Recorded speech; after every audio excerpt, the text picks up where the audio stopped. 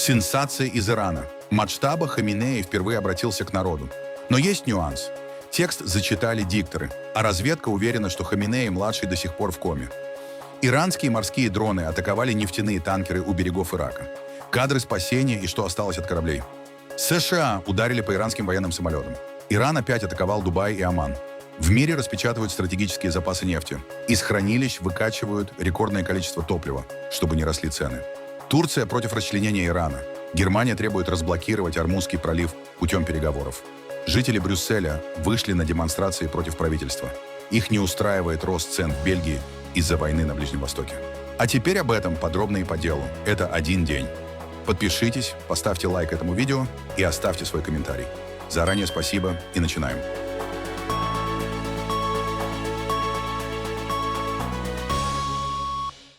Представитель МИД Ирана Исмаил Багаи в интервью итальянской газете «Корьер де ла Сера» подтвердил, что новый верховный лидер страны Маджтаба Хаминеи действительно ранен. Однако, по словам Багаи, состояние Хаминеи не вызывает опасений. Как поживает новый верховный руководитель Маджтаба Хаминеи? Он ранен, но чувствует себя хорошо. Я не знаю, когда он выступит с первой речью. Было 3 или 4 кандидатуры на лидерство, но большинство ассамблей экспертов выбрало его в соответствии с Конституцией. Это доказывает, что наша система не управляется одним человеком. Как сообщает британский таблоид The Sun, согласно ряду источников газеты в руководстве Ирана, Маджтаба Хаминеи 28 февраля получил тяжелые травмы ног и внутренних органов, включая возможное повреждение печени или желудка, и находится в коме. Он не появлялся на публике с начала войны и после избрания верховным лидером. На массовых церемониях вместо него используют картонные фигуры и плакаты. Несмотря на это, государственное телевидение Ирана в четверг огласило его первое публичное заявление. Текст был зачитан ведущими новостей, без личного появления Хаминеи в прямом эфире или на видеозаписи. В этом якобы обращении Хаминеи осудил врагов Ирана, подтвердил намерение продолжать военные действия и пообещал месть за убитых мирных жителей, включая детей в Минабе, где при ударе американской ракеты «Томагавк» погибло более 160 человек. Он подтвердил гибель своей супруги и сестры в результате операций США и Израиля и поблагодарил террористов из Хезболлы и исламского сопротивления Ирака за начатые военные действия против Израиля и США. Заявление также содержало угрозы по поводу стратегически важного Ормузского пролива, который используется для поставок нефти, и подчеркивало, что Иран якобы атакует только американские базы в соседних странах. В иранских СМИ нового лидера начали называть Джанбазом Рамадана, раненым ветераном войны. Из-за ограничений интернета и закрытости информации эти данные невозможно проверить независимо. Иранские морские дроны атаковали нефтяные танкеры у берегов Ирака. По данным иракских портовых служб и компании морской безопасности, нападение произошло в среду, 11 марта, в водах Персидского залива. В результате атаки загорелись 2 танкера. 1 член экипажа погиб. Иракские портовые чиновники сообщили, что целью вооруженных атак скоростных лодок стали танкеры Safe Sea Vishnu под флагом Маршалловых островов и Зефирос под флагом Мальты. Оба судна незадолго до нападения загрузили топливо в иракских портах. Данные системы отслеживания показывают, что 12 марта танкеры Зефирос и Safe Sea Vishnu находились в территориальных водах Ирака. По информации Государственной организации по маркетингу нефти Ирака, оба судна были поражены во время перегрузки топлива между судами, так называемой операции «Судно-судно», в пределах иракских вод. В целом, за последние 36 часов иранские силы, по всей видимости, провели как минимум 6 успешных атак на коммерческие суда в акватории Персидского залива. По имеющимся данным, как минимум 3 судна получили серьезные повреждения, еще 3 — повреждения меньшей степени. Отмечается, что часть атак была осуществлена с использованием беспилотных морских дронов. В одном из таких эпизодов иранская беспилотная надводная лодка атаковала грузовое судно «Майори Нари Бангкок», когда оно пыталось пройти через Ормузский пролив. Кадры эвакуации с танкера появились в социальных сетях. Беспилотный морской катер ударил в кормовую часть судна, после чего на борту начался пожар. Большая часть экипажа была вынуждена эвакуироваться. Соседние с Ираном государства Персидского залива перехватили новые волны иранских беспилотников и ракет ранним утром в четверг. В частности, системы ПВО работали в Объединенных Арабских Эмиратах, включая Дубай. В районе элитной набережной Дубая Крик-Харбор один из беспилотников упал на здание, вызвав небольшой пожар. Власти сообщили, что огонь быстро потушили, жители были эвакуированы, пострадавших нет. Международный аэропорт Кувейта в четверг утром подвергся атаке нескольких беспилотников. В результате атаки никто не пострадал.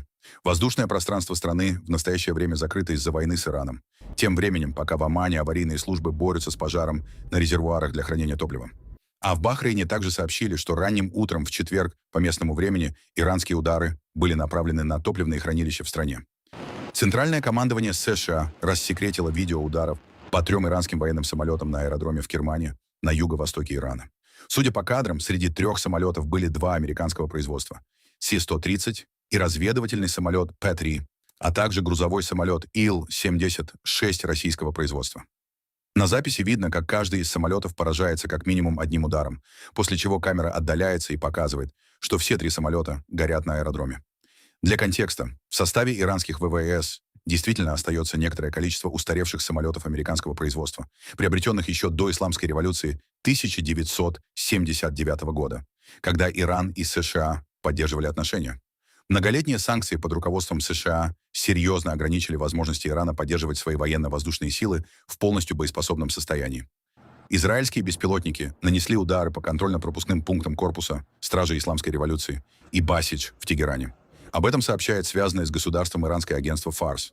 По данным агентства, в результате ударов погибли как минимум 10 так называемых «защитников безопасности». Такие контрольно-пропускные пункты расположены по всему Тегерану. Их контролирует корпус Стражи Исламской революции и Басидж, добровольческая военизированная организация, которая следит за соблюдением исламских норм в обществе и поддерживает правящий режим. Добровольцы Басидж часто набираются из более бедных и консервативных слоев населения и нередко мотивированы идеологически. Обычно они находятся на передовой подавления внутренних протестов, в том числе во время протестных выступлений в начале этого года. Страны-члены Международного энергетического агентства договорились о крупнейшем в истории выпуске стратегических нефтяных резервов.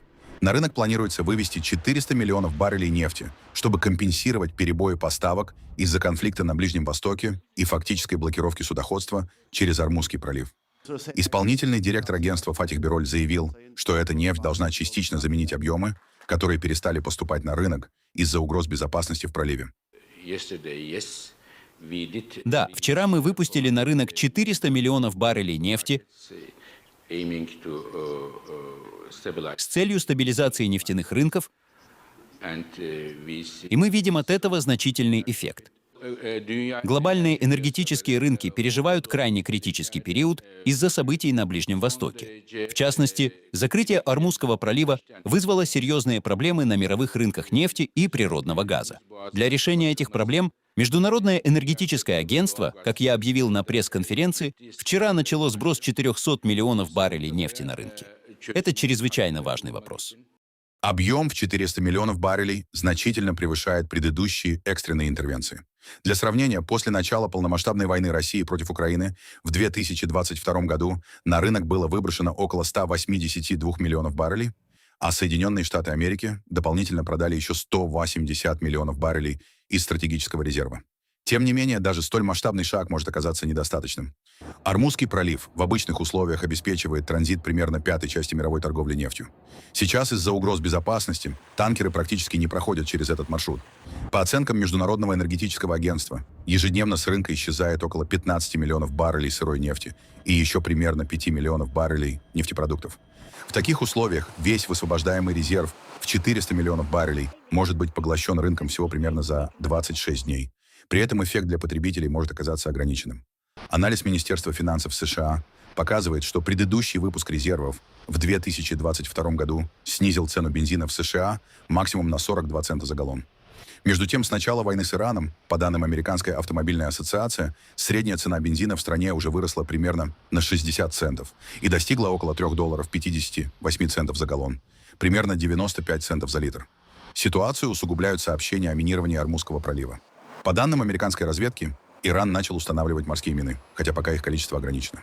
Согласно отчету Конгресса США, в распоряжении Ирана может находиться около 6 тысяч морских мин. Эти кадры, снятые на авиабазе RAF Fairford, показывают, как стратегические бомбардировщики Rockwell B&B Lancer ВВС США загружают так называемые бункерные бомбы. Это может свидетельствовать о том, что Пентагон готовится задействовать тяжелые бомбардировщики для ударов по глубоко защищенным объектам в Иране, таким как подземные хранилища ракет и беспилотников. На кадрах также видно, как из оружейного отсека, по крайней мере, одного самолета, снимают пусковую установку для ракет. Бомбардировщик Б-1 способен нести крылатые ракеты воздушного базирования, которые могут запускаться на расстоянии сотен миль от цели, вне зоны действия большинства систем противовоздушной обороны. Однако крылатые ракеты менее эффективны против укрепленных подземных объектов, где Иран, предположительно, хранит баллистические ракеты и ударные беспилотники. Поэтому на самолеты загружают корректируемые авиабомбы Joint Direct Attack Munition. Такие боеприпасы требуют, чтобы бомбардировщик находился примерно в 25 милях от цели. Фактически это означает, что самолетам придется заходить глубоко в иранское воздушное пространство. Подобный сценарий указывает на уверенность Пентагона в том, что основные возможности иранской противовоздушной обороны уже существенно ослаблены. По данным базы Flight Global World Air Forces 2026 в составе ВВС США остается всего около 40 бомбардировщиков Б-1. Потеря хотя бы одного такого самолета в боевой операции стала бы серьезным ударом для американской стратегической авиации. То, что подготовка бомбардировщиков проходит практически на виду у наблюдателей за пределами базы, несет и политический сигнал. США демонстрируют готовность применить один из самых мощных типов вооружений в своем арсенале, и у Ирана, по мнению Вашингтона, остается мало возможностей этому противостоять. Президент Дональд Трамп заявил, что Соединенные Штаты находятся в очень хорошей форме в ходе войны с Ираном, и что Вашингтон очень внимательно посмотрит на Ормузский пролив. Напомним, иранский корпус стражей Исламской революции предупредил, что заблокирует поставки нефти из региона Персидского залива, если атаки с США и Израиля не прекратятся. Трамп, в свою очередь, говорил, что думает о том, чтобы взять пролив под полный контроль. Большое спасибо. Думаю, поездка прошла отлично. И у нас очень хорошие новости на фронте войны. А именно, они полностью уничтожаются. Иран полностью разрушается. Это все, что я могу сказать.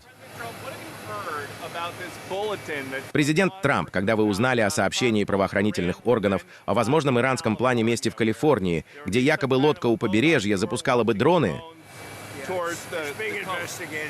Да, это расследуется, но происходит множество событий. И все, что мы можем, принимать их по мере поступления. А сама война ведется так, как никто раньше не видел. И мне об этом тоже сообщают другие страны.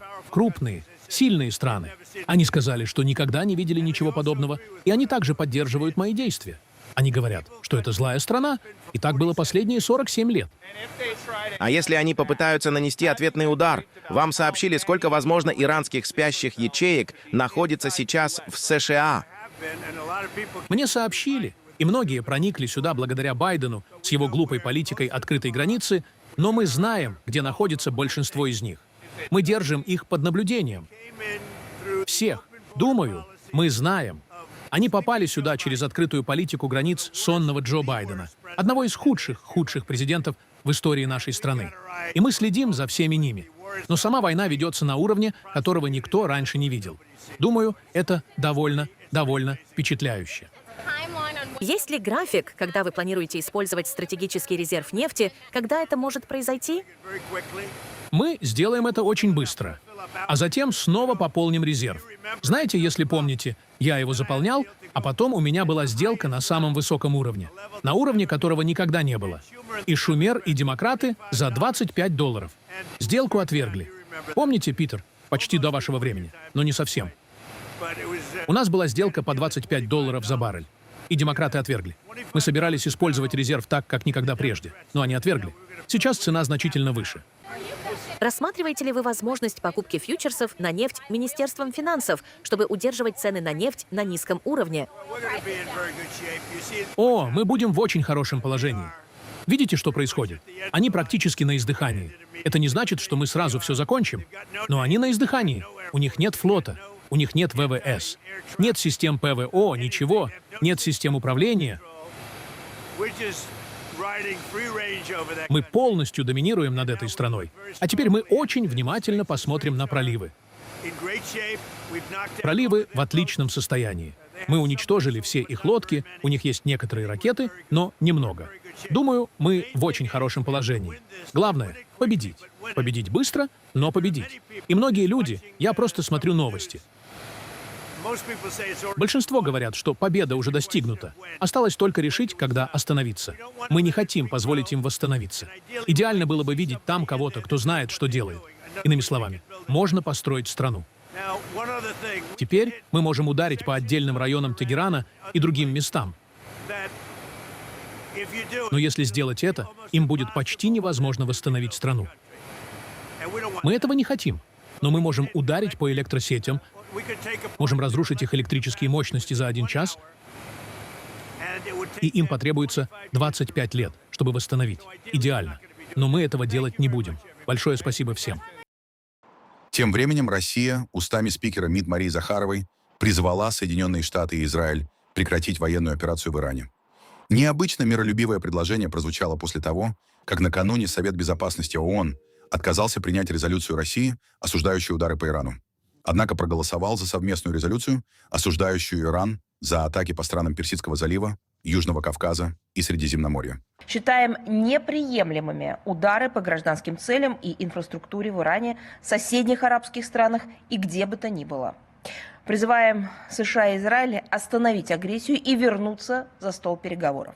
Крайне важно, чтобы все участники текущего противостояния на Ближнем Востоке, включая наших арабских партнеров, проявили здравомыслие и сдержанность, отказались от двойных стандартов, вернулись к усилиям по скорейшему прекращению конфронтации на принципах добрососедства. Россия продолжит предпринимать шаги для скорейшего прекращения эскалации на Ближнем Востоке и урегулирования любых противоречий мирными средствами.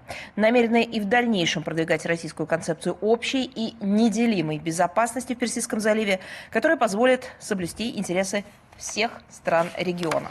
Глубокую озабоченность вызывает неконтролируемое разрастание конфликта, как, собственно говоря, нами и прогнозировалось. Военная авантюра США и Израиля против Ирана привела к дестабилизации всего региона Ближнего Востока.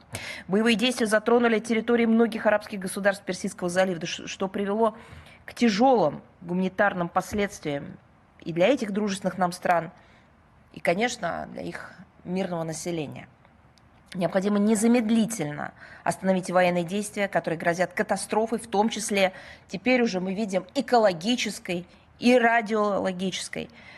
Всему региону все это угрожает. И, конечно, необходимо как можно скорее вернуться к поиску дипломатических развязок. Турция обеспокоена расширением войны на Ближнем Востоке и предостерегает от сценариев расчленения Ирана и скатывания страны к внутригражданскому конфликту. Министр иностранных дел Турции Хакан Фидан заявил это на брифинге после переговоров с немецким коллегой Йоханном Вадефулем. С другой стороны, мы видим, что на этот раз в отношении Ирана выдвигаются сепаратистские сценарии. Мы категорически против любых планов, направленных на разжигание гражданской войны в Иране и подпитывание конфликтов по этническим или конфессиональным признакам. Мы заранее предупреждаем всех, кто желает участвовать в подобных авантюрах. Никто не должен питать подобных фантазий. Мы не можем допустить ни одного неверного шага. Мы согласны с Германией в том, что война должна немедленно прекратиться. Ее влияние на международные рынки уже очевидно, и ее влияние на регион также очевидно. Риск распространения сохраняется. Эта война должна закончиться как можно скорее, как с точки зрения географического распространения, так и распространения ее последствий. Здесь также не должно быть никаких проблем, касающихся территориальной целостности Ирана. Не следует преследовать такие цели, как смена режима. Регион должен как можно скорее вернуться к нормальной жизни. В свою очередь, министр иностранных дел Германии Йохан Вадефуль настаивает, что вопрос об Ормузском проливе должен быть решен дипломатическим путем. Лично я убежден, что надежное и устойчивое решение может быть найдено только дипломатическим путем. Поэтому я считаю, и это также ключевой вывод из моей поездки, что мы должны объединить наши общие интересы в регионе Персидского залива, а также интересы наших соседей здесь, и вместе подумать о том, как найти выход из этой войны. После начала гражданской войны в Сирии Турция более 10 лет назад приняла множество беженцев, продемонстрировав поистине выдающиеся результаты. То же самое сделала и Германия, как известно. Не все из них до сих пор вернулись в Сирию. Поэтому вполне справедливо и дальновидно, что здесь, в Турции, ведутся дискуссии о потенциальных последствиях нынешнего кризиса для возможного перемещения беженцев из Ирана в Турцию. До настоящего времени мы ничего подобного не видели, но у нас есть общая заинтересованность в предотвращении этого. Израиль имеет право защищаться от нападений Хезболлы и бороться с ней, но гражданское население должно быть защищено. Я ясно дал это понять в Израиле. И совершенно очевидно, что территориальная целостность Ливана должна быть сохранена. Что касается сектора Газа, я очень надеюсь, что план из 20 пунктов будет реализован быстро и эффективно. Я очень рад, что мой коллега Хакан Фидан может взять на себя ответственную роль. А затем, после разоружения Хамаса, Палестинцы сами должны взять на себя ответственность за сектор Газа. Это необходимое условие для любого дальнейшего политического развития. В четверг тысячи людей прошли маршем по Брюсселю в рамках общенациональной демонстрации против действий правительства. Участники акции беспокоятся из-за роста цен на энергоносители на фоне войны на Ближнем Востоке. По данным профсоюзов, участники протеста осудили экономическое давление на работников, сокращение субсидий, запланированное повышение пенсионного возраста и предложение ограничить автоматическую индексацию зарплат и пенсий в зависимости от инфляции. Я думаю, что индексация на самом деле не поможет все это исправить. Я считаю, что все, что будет расти, вся инфляция, которую мы получим потом, под прикрытием того, что происходит в международной геополитике, очевидно повлияет на нас. И да, возможно, сейчас самое время сказать, что мы хотим продолжать жить достойно, а не просто выживать, как мы делали это годами. Беспокоит ли меня это? Да, немного. Думаю, как и всем, нам нужны деньги. Нам нужно жить, и нам нужно иметь возможность отдыхать, заниматься, гулять на свежем воздухе. И если все в жизни в целом начнет дорожать, нам придется где-то сократить расходы, и обычно это будет связано с досугом. А это не жизнь. К сожалению, это не жизнь. Допустим, здесь мы защищаем семьи, которые станут более уязвимыми. Домохозяйства, которые окажутся в уязвимом положении из-за мер, затрагивающих занятость, а также из-за мер, связанных с сокращением субсидий и так далее. Вдобавок к этому существуют проблемы, связанные с ценами на энергоносители, которые делают семьи еще более уязвимыми. Очевидно, что все мы ощущаем на себе влияние международных новостей, изменения климата, нарушений социальной справедливости по всему миру и несоблюдения международного права многими правительствами во всем мире. Думаю, все мы обеспокоены, и если бы мы могли больше полагаться на защиту нашего правительства, всем нам было бы намного лучше.